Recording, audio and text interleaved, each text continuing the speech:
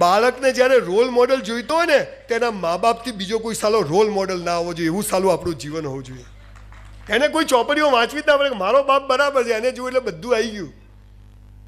આ સમાજ અને આ બાળકો ત્યારે તૈયાર થયા જ્યારે આવા વ્યક્તિઓ હોય.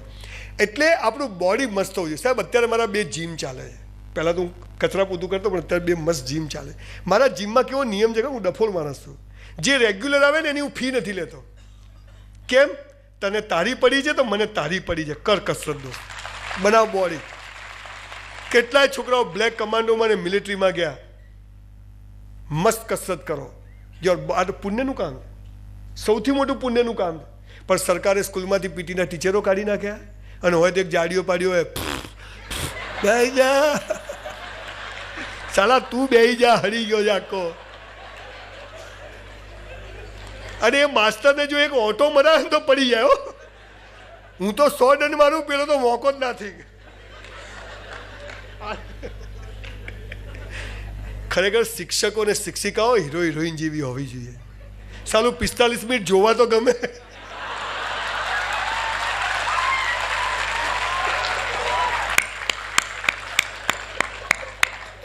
હવે હે શાંતિ રાખો, સાલા તું મરી જા. જેવું પેટમાં આવે ને બહાર, શિક્ષક અને પોલીસ વાળામાંથી સસ્પેન્ડ જ કરી દેવા જોઈએ. કોઈ પણ શિક્ષક કે પોલીસ પેટ બહાર આવે એટલે કે ઘેર જા. પણ સારી તકલીફ શું છે, જો શિક્ષકોને બધા ટનાટન રહે ને તો પાછા બધા શું કહે, દેખો લોચો લાગે છે. આપણને મજા નથી વાંચી.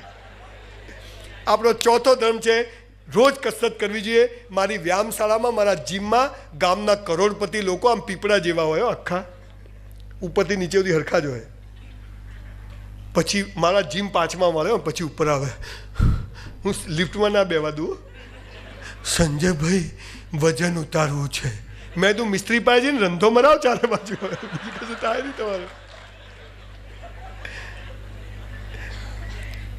એટલે ઘણાને તો એટલું મોટું પેટ હોય, છોકરું હંતાઈ જાય ના દેખાય. બોલો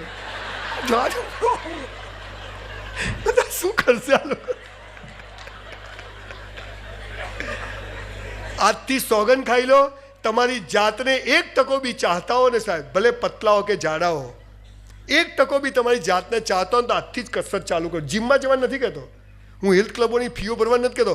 ઘરે જે થાય, દંડ, બેઠક, દોરડા કૂદવા, સ્કીપિંગ, જે કરવું હોય, પણ રોજ અડધો કલાક આ માલિકે બોડી આપ્યું છે ને એના માટે આપો. મસ્ત બનાવો. આ બાબા રામદેવ કરે ને બધું હું કરું, સાલું મારું કોઈ બતાવતું નહીં. સાચું કહું તમને. 5મો છેલ્લો ધર્મ કહીને પછી આગળ ભાગીએ. તમને જન્મ સમયે ભગવાને 2 ડબ્બા આપ્યા છે, એક અહીંયા અને એક અહીંયા. જો હું અહીંયા આવ્યો ને એટલે જે લોકો ઓળખતા એને શું કહે, આ કેતનભાઈ ટાલિયાને ક્યાંથી પકડીને લાયા. એટલે આ શું કહે, ના ના હાલા યુટ્યુબ પર તો આપણે રહી ગયા, હાલો ખાસી વાર આવી ગયો સુરતમાં. કોઈ છોકરી દેખીએ ને એટલે આ શું કહે, આ શું કહે, પરીક્ષામાં પેપર આપવા જઈએ, કશું વાંચ્યું ના હોય, આ શું કહે, સંજય લોચા હે. આ શું કહે, તપાસ કરો બાજુ કોણ હે, બતાવો. આની નાની રોજ લડાઈ ચાલે. આ કે કર, આ કે ના કર, આ કે કર, આ કે ના કર. સાલું કરવું શું? એટલે દિવેલ પીધેલા ફરવાના. બસ સ્ટેન્ડ પર ઊભા હોઈએ, આ શું કહે, સાલી બસ નહીં મળે. આ શું કહે, અરે આવે તો બારીમાંથી રૂમાલ મૂકી દેવાનો. શેતાની દિમાગ. કાચબાને સસલાની વાર્તા સાંભળી છે ને? બધું સાંભળ્યું તમે, આયા જ નક્કામાં અહીંયા.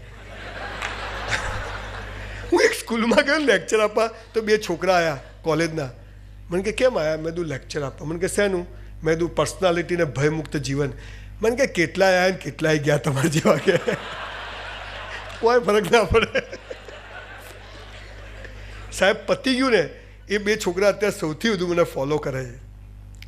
જે છેલ્લી નોટો હોય ને એની પર સૌથી વધારે અસર થાય. હોશિયારને તો ખબર છે કે આપણે તો બાપુ સર્વગુણ સંપન્ન. 5મો ધર્મ છે હંમેશા દિલ કે કરો, હૃદય કે નહીં કરવાનું, બુદ્ધિ કે નહીં. આ નોકર છે ને આ શેઠ છે, આ કાચબો છે ને આ સસલું છે. સાહેબ જ્યારે પણ જીવનમાં નિર્ણય લેવાનો હોય ને, આખી દુનિયા સામે હોય, મા બાપ, ભાઈ બહેન, પતિ પત્ની, બધા જ. પણ આ કાચબો કહે ને કે આમ કરવું છે તો કરજો, જીતી જશો. પણ સાલી હિંમત આવતી નહીં. એવું શક્ય હોય છે જીવનના જંગમાં કે દેખાય સ્પષ્ટ હાર પણ પડદામાં જીત હોય છે.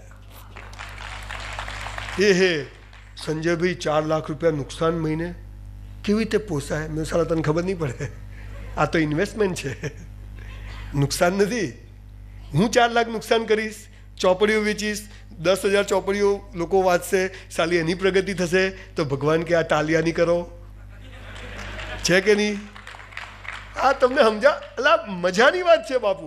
બેંકમાંથી 100 રૂપિયા ઉપાડવા હોય તો બેલેન્સ ના હોય તો બાપા મેનેજરો ચેક પાસ થાય તો પહેલાં જમા કરાવવું પડે ને, કે પહેલાંથી આવી જાય અને લઈ લો તો વ્યાજ હાથે ભરવું પડે. પહેલાં જમા કરાવો, સેવા કરો, પહેલાં પોતાની કરો. મંદિરો, મસ્જિદો, નદીઓ, હોસ્પિટલો સાફ કરો, સમાજ માટે કામ કરો. કોઈની સાહેબ મને બહુ ગર્વ સાથે કહેવાય, મારા વિડીયો ગુજરાતના ગામડે ગામડે ખબર નહીં કોઈ 4-5 માણસો પ્રોજેક્ટર લઈ લઈને બતાવે છે.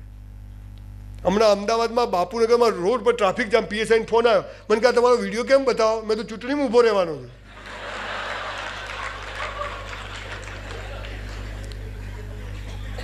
સાલું આજે કોઈને કોઈના માટે સમય ના હોય અને હું કલાકો બગાડું તો શંકા તો જવાની. કોક લોચો લોચો મોટો છે. જે હારવા તૈયાર છે ને એને કોઈ હરાઈ શકતું નથી. પણ આપણે રોજ જીતવું છે એટલે રોજ હારી જઈએ છીએ અને આપણે સાલું રોજ હારવું છે. અહીંયા ગળું દબાવવાની શરૂઆત પગ દબાવવાથી થાય છે. અહીંયા દુશ્મન બનાવવાની શરૂઆત મિત્ર બનાવવાથી થાય છે અને અહીંયા ધૃણા કરવાની શરૂઆત પ્રેમ કરવાથી થાય છે. અહીંયા દરેક નરકની દુકાન પર સ્વર્ગની તકતીઓ મારેલી છે. ડફોર તો બની જ જવાના. સો બી કેરફુલ. બહુ ગંભીર વાતો છે પણ જીવન છતાંય બહુ આસાન છે. એટલે આ 5મી અવસ્થા છે કે દિલ કે કરવું. આ જેટલા ધર્મ કીધા આપણા હાથમાં, ભગવાનના હાથમાં, આપણા હાથમાં. આ આપણો ધર્મ છે. બીજું બધું તો ઠીક છે, કરવાનું જે ફાવે. જે રસ્તે પર્વતની ટોચ પર ચડવાનું, જે રસ્તેથી ફાવે ત્યાંથી ચડવાનું. ઘણા હેલિકોપ્ટરમાં સીધા ઉપર ઉતરી જાય. એ તો પોતાના હાથની વસ્તુ છે. મારો રસ્તો, તમારો રસ્તો, રસ્તા જુદા છે.